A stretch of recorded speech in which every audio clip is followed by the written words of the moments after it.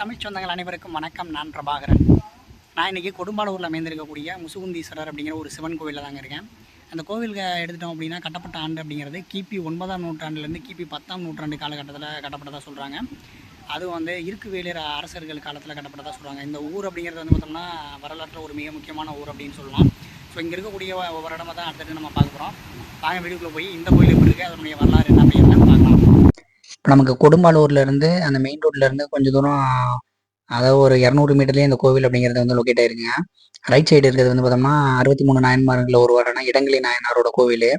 அதை அடுத்த வீடியோவில் பார்க்கலாம். இப்போ இந்த கோவில் மட்டும் இல்லாமல் இந்த கோவிலுக்கு முன்னாடி ஒரு மிகப்பெரிய குளம் இருக்குது. ஸோ அந்த குளமாக இருக்கட்டும், இந்த கோவிலாக இருக்கட்டும், ரெண்டுமே தொழில்துறையால் பாதுகாக்கப்பட்ட இடம்னு அறிவித்து அவங்க கட்டுப்பாட்டில் தான் இருக்காங்க. பார்த்திங்கன்னா இந்த குளம் தான் அந்த குளம் அப்படிங்கிறது. ஏன்னா இங்கேயும் நிறைய கல்வெட்டுகள் அப்படிங்கிறது இந்த குளத்துலையும் இருக்குது. அதே மாதிரி கோவில்லையும் கற்களாக கட்டப்பட்டிருக்கு. அந்த கற்கள் ஃபுல்லாகவே ஏகப்பட்ட கல்வெட்டுகள் நமக்கு இருக்குது. இந்த கோவில் அப்படின்னு எடுத்துட்டோம்னா இது முசுகுந்த சக்கரவர்த்தி அவரோட தொடர்புடையதாக இருக்குது. அதனால தான் இங்கே இருக்கக்கூடிய சிவனுக்கு பார்த்தோம்னா முசுகுந்தீஸ்வரர் அப்படிங்கிற பெயர் வந்ததாக சொல்கிறாங்க. அது மட்டும் இல்லாமல் வேறு என்ன பெயர் சொல்லி அழைக்கிறாங்க அப்படின்னா முதுகுன்றம் உடையார் அப்படிங்கிற மாதிரி இங்கே இருக்கக்கூடிய சிவன் அழைக்கப்படுறாரு. அதே மாதிரி அம்பாளினுடைய பெயர் அப்படிங்கிறது திருமுதுகுன்றத்து நாச்சியார் அப்படின்னு சொல்லிட்டு சொல்கிறாங்க. அந்த கோயில் ஃபுல்லாக பார்த்தோம்னா இருக்கக்கூடிய எல்லா கல்லுலையுமே பார்த்தோம்னா கல்வெட்டுகள் அப்படிங்கிறது இருக்குங்க.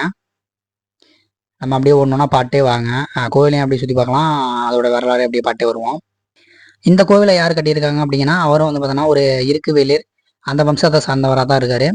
அவருடைய பெயர் அப்படின்னு எடுத்துட்டிங்கன்னா மகிமலாய இருக்கவேல் அப்படிங்கிற பராந்தக குஞ்சரமல்லன் அப்படிங்கிற கூடிய ஒரு சிற்றரசர் தான் இந்த கோவிலை கட்டினதாக சொல்கிறாங்க.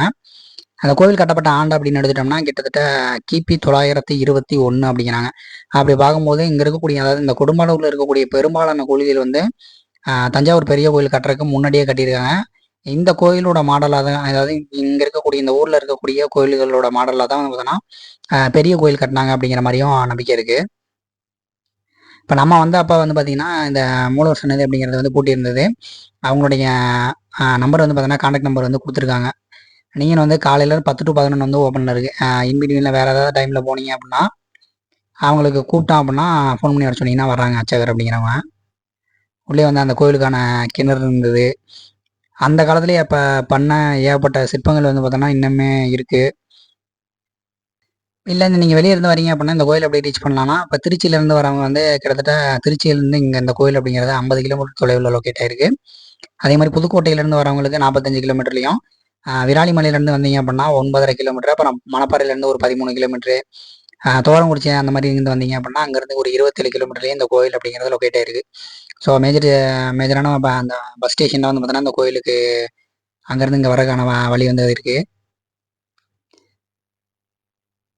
அப்படியே நம்ம அந்த கோயில் அப்படியே சுற்றிட்டு வருவோம்.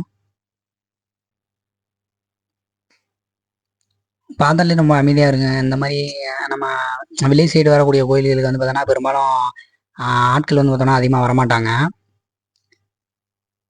ஸோ இங்கே பார்த்தோன்னா ரொம்ப அமைதியாகவே இருக்குது.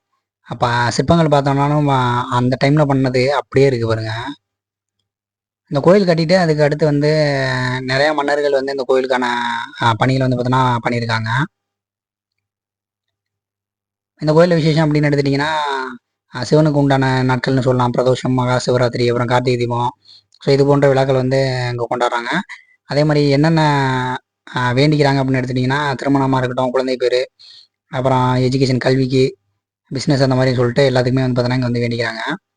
இதான் நமக்கு மூலவர் ஆலயம். நம்ம கூப்பிட்டு அப்புறம் அவங்க இப்போ ஓப்பன் பண்ணி விட்டாங்க. அப்புறம் சாமி கும்பிட்டு போனோம். பார்த்திங்கன்னா ஒரு 4 அடி 8லேருந்து ஒரு 10 அடிக்கு மேலே ஒரு லிங்கம் பார்த்தோன்னா இருக்குது. அதுவும் ஆவுடை இல்லாத லிங்கங்களாக இருக்குது. இங்கே இந்த ஊரில் இருக்கக்கூடிய 2-3 சிவாலயங்கள் பார்த்தோம்னா ஆவுடை இல்லாமல் வெறும் லிங்கம் மட்டும்தான் இருக்க மாதிரி இருக்காங்க. இதனால் தான் இந்த கோவில் பற்றிய தகவல்கள் மற்றும் ஒரு நல்ல தகவல்களோடு மீண்டும் சந்திக்கிறேன். நன்றி, வணக்கம்.